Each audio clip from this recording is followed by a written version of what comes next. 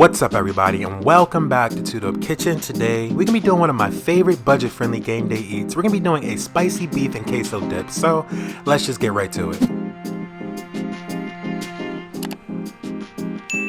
Let's start out by seasoning 1 pound of ground beef with your favorite spicy taco blend. I'm using my own homemade blend, and I'll make sure I put the full recipe in the description below, but if you want to buy those little packets, that's perfectly fine. Just make sure it's spicy just for this recipe. Alright, we're going to go ahead and just blend this up. Just make sure it's nice and mixed up, incorporated. If you need to use your hands, you could use that, I guess, but I just prefer to use some sort of spatula. It's easy to mix up. Alright, now I'm using green onions instead of yellow onions or white onions or anything, just because like it's what I had on hand, and honestly I tend to like the flavor a little bit for this recipe.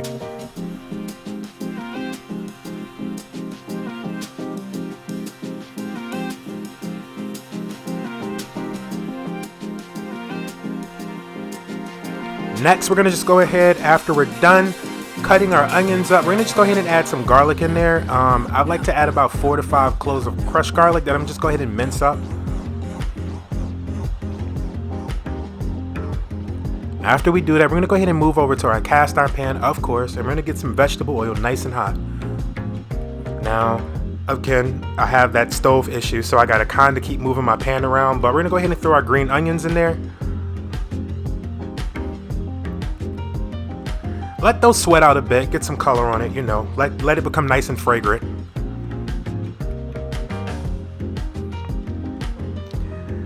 After they get a little color, go ahead and throw your minced garlic in there. But be sure to do not let this burn. Like, you got to start moving it immediately, you know, make sure you control your temperature a bit.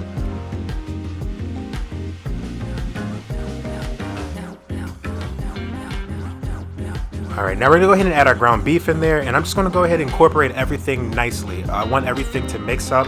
I want the ground beef to start browning. You know, it's a little bit hard in the beginning, but if you play with it and just start to mix it up, it will start to incorporate, guys.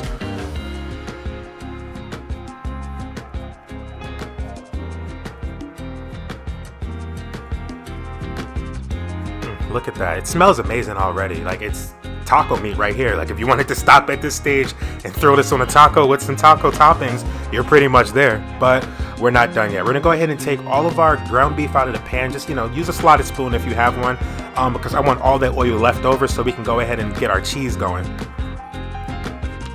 Keep in mind, you do want to try to make sure you remove the ground beef from the pan as much as you can, but if there's specks of ground beef left, don't even worry about it too much, because we'll be mixing everything all together. But we're going to go ahead and take the rest of our vegetable oil so we can get our chilies going. I'm using some fresh green chilies and also some dried arbol chilies, which I've kept the seeds in because I want it to be really hot. If you want to not have it so hot, make sure you deseed it beforehand. Alright, now we're going to be using some of this processed nacho jar cheese, and I'm using it because that's all I got right now, and I'm going to turn it into something special though, so don't even worry too much. I'm going to go ahead and add about a 1/4 cup of cream in here.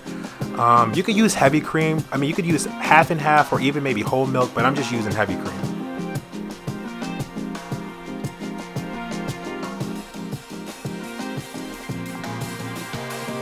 Next, we're going to go ahead and add about 2 ounces of cream cheese. You could add a little bit more if you like, but I just prefer to use 2 ounces.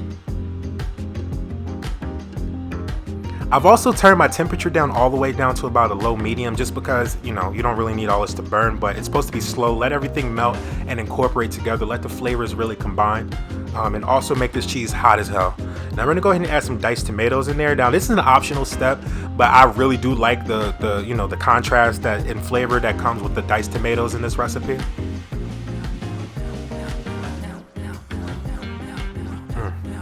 Already coming together amazing. I'm just gonna salt this up a little bit with a little bit of salt and pepper, nothing crazy. Now I'm gonna go ahead and add the rest of our ground beef back in the pan.